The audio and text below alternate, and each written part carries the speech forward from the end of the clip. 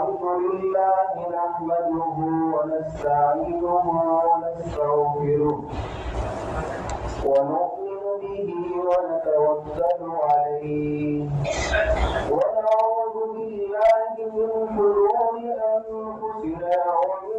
سيئات أعمالنا من يهده الله فلا مضل له ومن يضلله فلا هادي له ونشهد أن لا إله إلا الله وحده لا شريك له ونشهد أن محمدا عبده ورسوله أما بعد فقال النبي صلى الله عليه وسلم لكل قوم عيدا وهذا عيدنا أو كما قال عليه الصلاة والسلام. محترم سامعین کرام اور معزز ساتھیوں، آج کا جو دن ہے جس کو ہم اور آپ عید الفطر کے نام سے یاد کرتے ہیں، تو اس کا معنی کیا ہے ہم کو معلوم ہونا چاہیے. تو عید کے جو معنی ہے وہ لوٹنے سے مشتق ہے،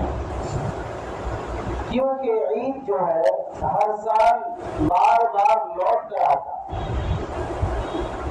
اس لیے اس کو عید کہا جاتا ہے. اور فطر کے جو معنی ہے اس کے معنی ہے روزہ توڑنا، روزے کھولنا. وہ دونوں کو ملائے تو عید الفطر جس کو ہم اور آپ کہتے ہیں.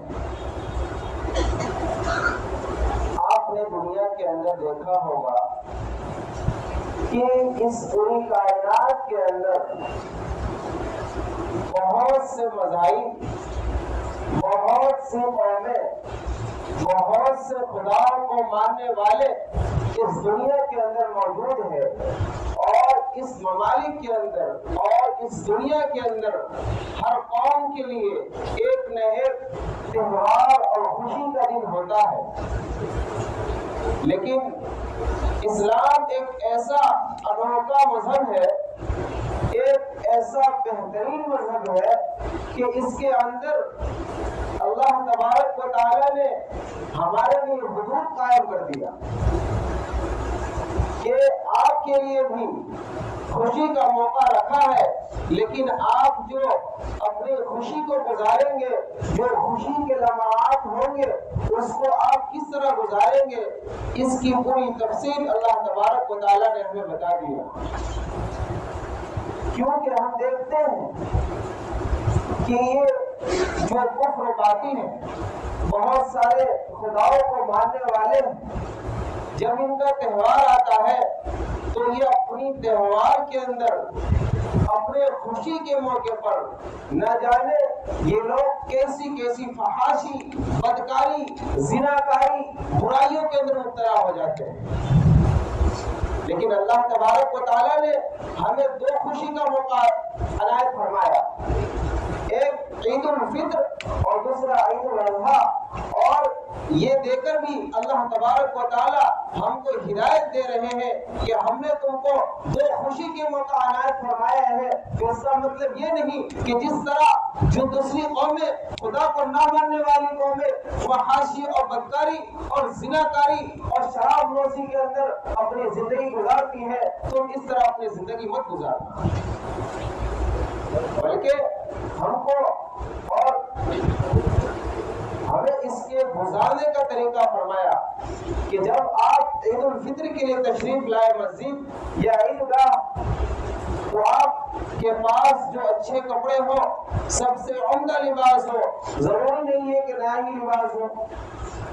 جو آپ کے پاس کپڑوں کے اندر سے جو سب سے اچھا لباس ہو، صاف ستھرا ہو، آپ اس کو پہن کر تشریف لائے مسجد کے اندر. اگر آپ کے پاس خوشبو ہو تو آپ اس کو بھی استعمال کریں.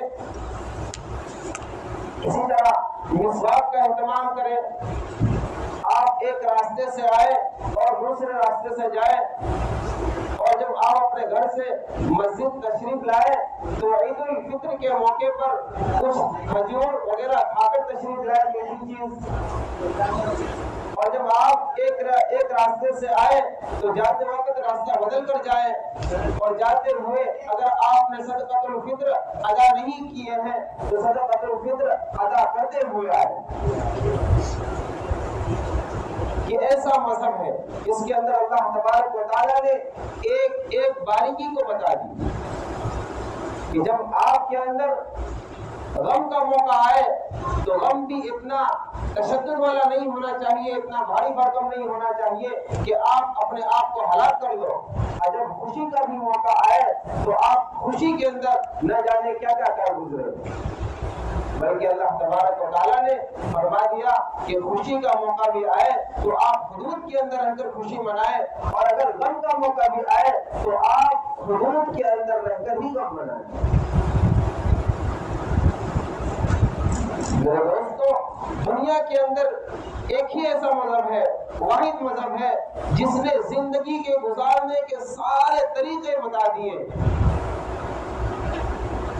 اسلام وہ مذہب ہے جس کے اندر زندگی کے ہر پل، ہر لمحہ، ہر وقت ہم کس طرح گزارے تمام طریقے ہمیں بتا دیے گئے۔ تو ہمیں چاہیے کہ جب ہم مسجد آئے تو صدقۃ الفطر ادا کرتے ہوئے آئے، اور اگر کسی آدمی نے عید کی نماز سے پہلے اگر وہ صدقہ فطر ادا کر دیتا ہے تو گویا کہ اس نے اپنی ذمہ داری پوری کر لی، اور اگر کوئی شخص عید سے پہلے اگر صدقۃ الفطر ادا نہیں کرتا ہے، عید کے بعد ادا کرتا ہے تو وہ بھی گناہ سے بچ گیا۔ صدقۃ الفطر کسی کے اوپر معاف نہیں ہے۔ تو میرے دوستوں،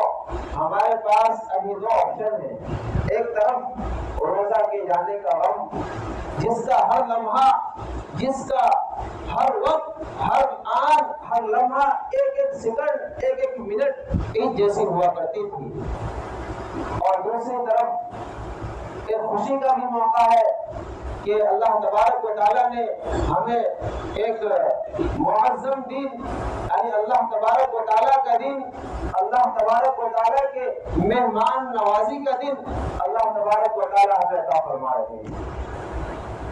تو اس کے اندر بھی دو قسم کے لوگ ہوتے ہیں، ایک تو وہ ہوتے ہیں کہ وہ سوچتے ہیں کہ چلو رمضان گیا، کھائیں گے پیئیں گے، اچھے سے رہیں گے، اور ایک وہ حضرات ہوتے ہیں جنہوں نے پورا رمضان کے مہینے کے ہر لمحہ، ہر آن اور ہر وقت کو انہوں نے اپنے کام میں لیا، اور اللہ تبارک و تعالیٰ کو راضی کرنے میں انہوں نے اپنا پورا وقت صرف کیا، اور شب قدر کی تلاش میں انہوں نے اپنے آپ کو لگایا۔ تو ایسے شخص وہ یہ سوچتے ہیں کہ جب ہم نے پورا مہینہ اس طرح کی محنت کی، اللہ تبارک و تعالیٰ کو منانے کی محنت کی، اللہ تبارک و تعالیٰ کو راضی کرنے کی محنت کی، تو وہ حضرات سوچتے ہیں کہ ایسا نہ ہو کہ یہ میری محنت ضائع ہو جائے، جو میرے اعمال ہیں، جو میں نے اچھے اعمال کیے ہیں، یہ اعمال اللہ تبارک و تعالیٰ کے نزدیک قابل قبول نہ ہو، ایسا ہو سکتا ہے۔ تو میرے دوستو، یہ دونوں موقع ہمارے لیے باعث خوشی کا موقع ہے کہ ایک عید الفطر کا دن، جس دن کو اللہ تبارک و تعالیٰ نے اپنے مہمان نوازی کا دن کہا ہے، کہ فرشتے اللہ تبارک و تعالیٰ سے فرشتہ حضرات فرماتے ہیں کہ اللہ اے رب العالمین، یہ تیرے جو بندے ہیں انہوں نے پورا رمضان روزہ رکھا، انہوں نے بہت محنت کی، انہوں نے آپ کو منانے میں اپنی راتیں صرف کر دی، انہوں نے اپنی آنکھوں پر آنسو کے اپنے آنکھوں سے بہت آنسو بہائے،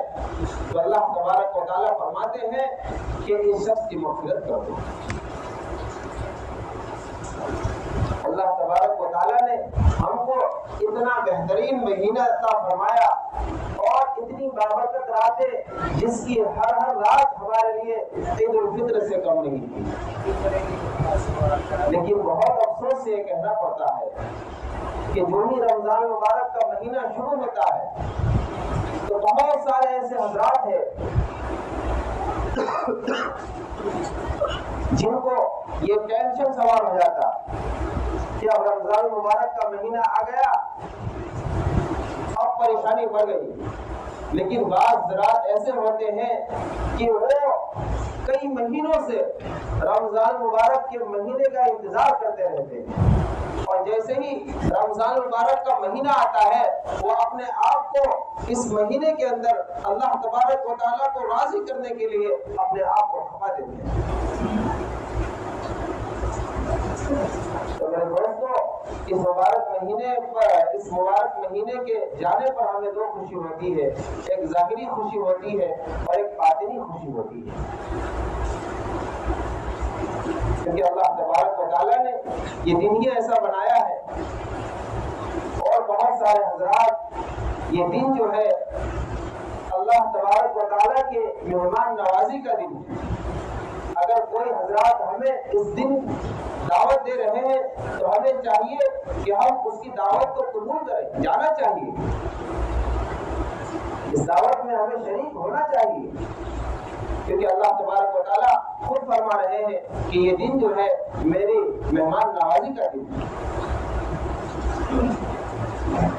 میرے دوستوں، ایک بات آپ سے یہ بھی کہنا ہے کہ ہمیں چاہیے کہ ہم صدقۃ الفطر ادا کر کر ہی مسجد تشریف لائیں. کیونکہ میرے دوستوں، آپ نے سنا ہوگا ایک بہت ہی مشہور واقعہ ہے آقا علیہ الصلوۃ والسلام کا، جو ہمارے اور آپ کے آقا محمد رسول اللہ صلی اللہ علیہ وسلم ہے، کہ جب عید کی نماز کے لیے تشریف لا رہے تھے تو دیکھا کہ میدان کے اندر بہت سارے بچے ہیں، سب کھیل کود رہے ہیں، لیکن ایک بچہ کو دیکھا جو بیچارہ غمگین زدہ بہت ہی رو رہا تھا اور ایک کونے میں بیٹھا ہوا تھا. تو آقا علیہ الصلوۃ والسلام نے اسے بلایا، اس کے پاس گئے، اس کے قریب گئے، پوچھا کہ کیا ہوا، سارے بچے میدان میں کھیل رہے ہیں، تم اتنا غمگین کیوں بیٹھے ہوئے ہو؟ تو بچہ کہتا ہے کہ میرے ماں باپ نہیں ہیں. آپ صلی اللہ علیہ وسلم اس کو اپنے سینے سے لگاتے ہیں اور آپ علیہ السلام اس کو اپنے گھر لے کر جاتے ہیں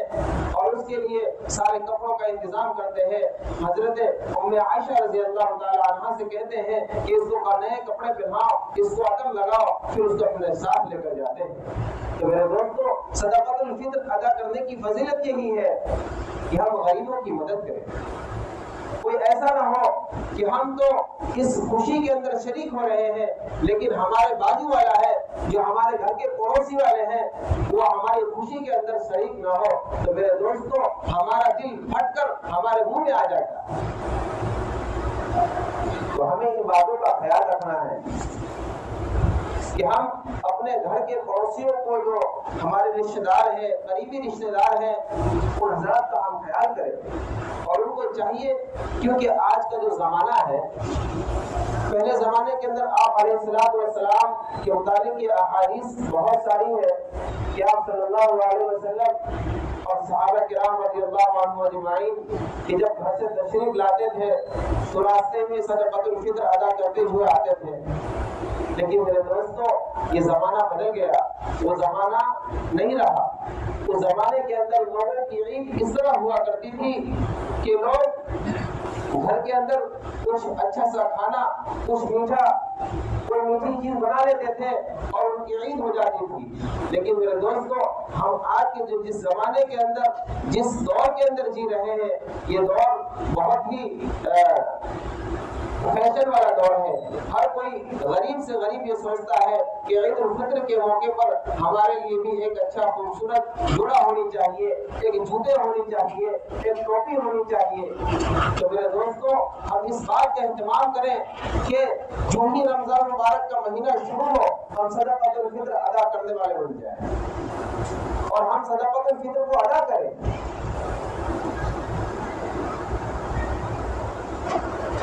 اسی طرح میرے دوستوں،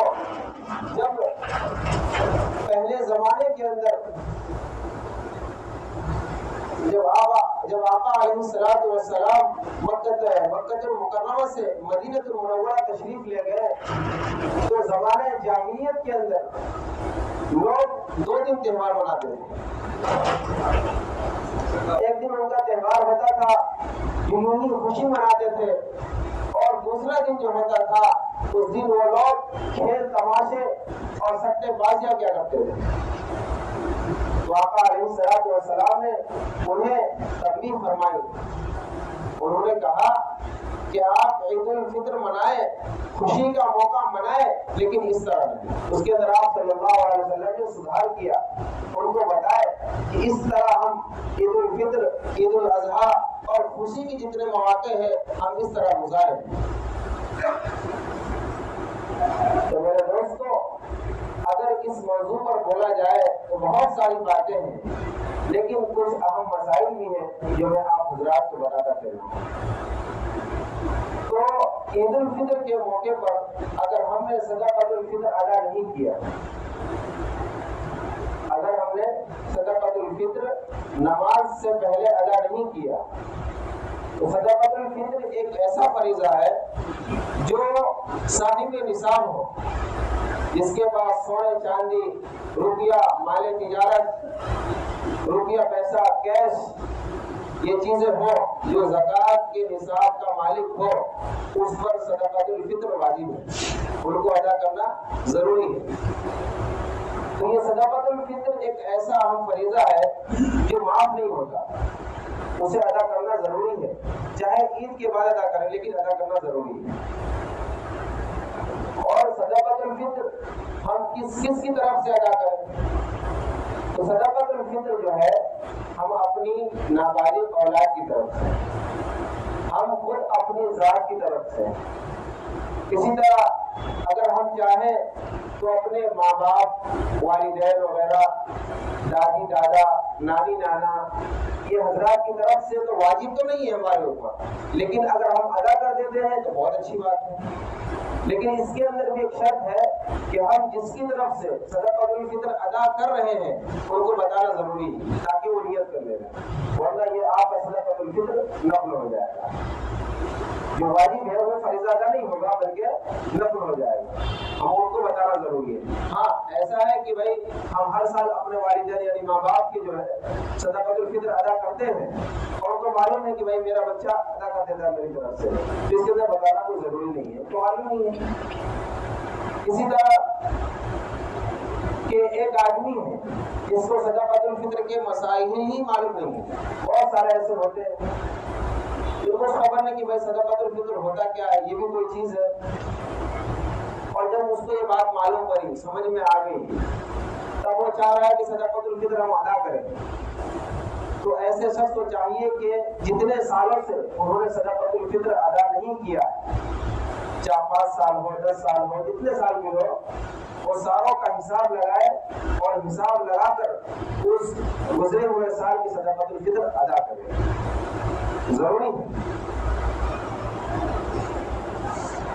تو یہ 2-3 مسئلے تھے جو آپ حضرات کے سامنے میں نے بیان کیا، اور اسی طرح نماز، عید الفطر کی نماز کس طرح پڑھیں؟ تو عید الفطر کی نماز کے اندر سب سے پہلے تو نیت کرنی ہے، اس طرح ہم عام نماز میں کرتے ہیں اسی طرح نیت کرنی ہے، لیکن اس کے اندر 6 زائد تکبیر کا اضافہ کرنا ہے واسطے اللہ تبارک و تعالیٰ کے میرا کعبہ شریف کی طرف۔ اور اس کا طریقہ یہ ہے کہ امام صاحب جب پہلی تکبیر کہیں گے اللہ اکبر، تو ہمیں بھی ہاتھ اٹھانا ہے اور ہاتھ کو باندھ لینا ہے، امام پر ثنا پڑھیں گے، اسی طرح پھر امام صاحب پھر اللہ اکبر کہیں گے، ہاتھ کو چھوڑ دینا ہے، پھر اللہ اکبر کہیں گے، ہاتھ کو چھوڑ دینا ہے، پھر اللہ اکبر کہیں گے تو ہاتھ کو باندھ دینا ہے۔ امام صاحب بسم اللہ پڑھیں گے، پھر فاتحہ پڑھیں گے، سورت ملائیں گے، کہ جس طرح جو نماز میں ہوتا ہے رکوع سجدے وغیرہ سب ہوگا۔ جب دوسری رکعت شروع ہوگی تو سب اللہ اکبر بول کر کھڑے ہوں گے، کھڑے ہونے کے بعد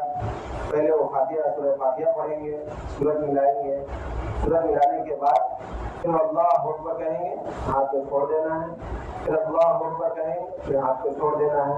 پھر اللہ اکبر کہنا ہے، پھر ہاتھ کو چھوڑ دینا ہے، پھر چوتھی مرتبہ کہیں گے اللہ اکبر تو ہاتھ کو اٹھائے بغیر رکوع میں جانا ہے، پھر